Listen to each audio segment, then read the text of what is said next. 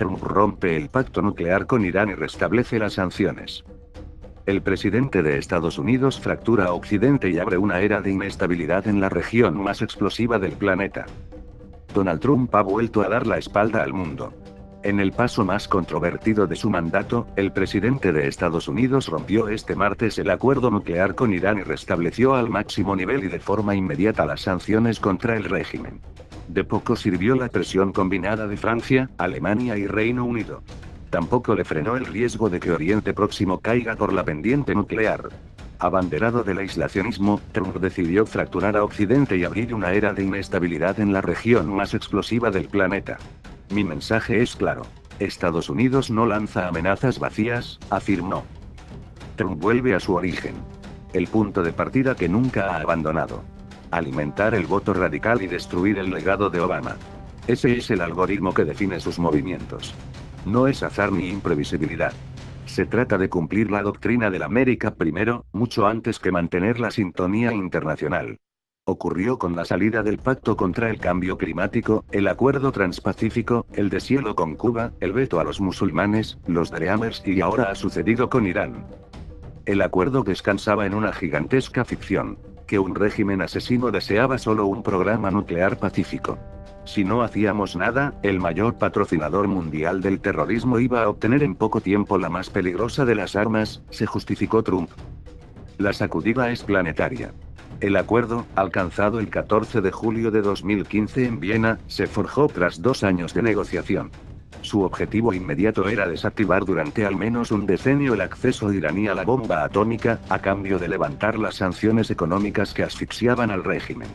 Pero en el largo plazo suponía un paso mucho más importante. Demostraba que dos enemigos acérrimos, después de 35 años a dentelladas, podían darse la mano y rebajar la tensión nuclear. El texto venía avalado además por otras 5 potencias, China, Rusia, Francia, Reino Unido y Alemania, que actuaban como un estabilizador ante las presiones continuas de Israel y Arabia Saudí, cuya desconfianza hacia Teherán nunca ha desaparecido. Todo ello queda ahora en precario. El acuerdo no tiene mecanismo de salida y, al reactivar las sanciones, Estados Unidos rompe unilateralmente lo suscrito. El resultado es difícil de calcular. Irán puede abandonar el pacto alegando su incumplimiento por Washington y reiniciar el programa nuclear. También cabe que intente salvarse del naufragio acercándose a los otros firmantes. Pero sobre ellos se cierne la amenaza de las penalizaciones. Un paquete que cuando fue aprobado en 2012 por el Congreso, aparte de castigar al Banco Central iraní, dificultaba extraordinariamente las operaciones financieras en Estados Unidos a quien mantuviera transacciones con Teherán. Algo que han hecho en los últimos años países tan amigos de Washington como Francia. El daño es amplio, y los perdedores, muchos.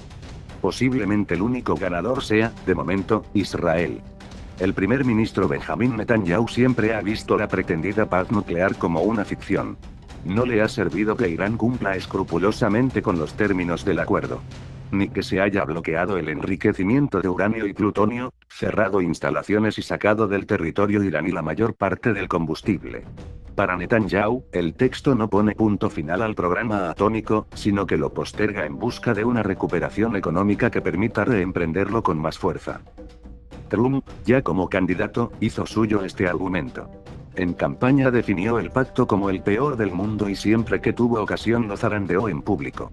Bajo este impulso, en octubre pasado decidió no validarlo en su revisión cuatrimestral y dejó que fuese el Congreso quien determinase su futuro. Fue un primer golpe, aunque no definitivo. Las cámaras se lo devolvieron intacto, y en enero nuevamente puso el reloj en marcha a la espera de renegociar el texto. Ese plazo es el que se agotaba esta semana.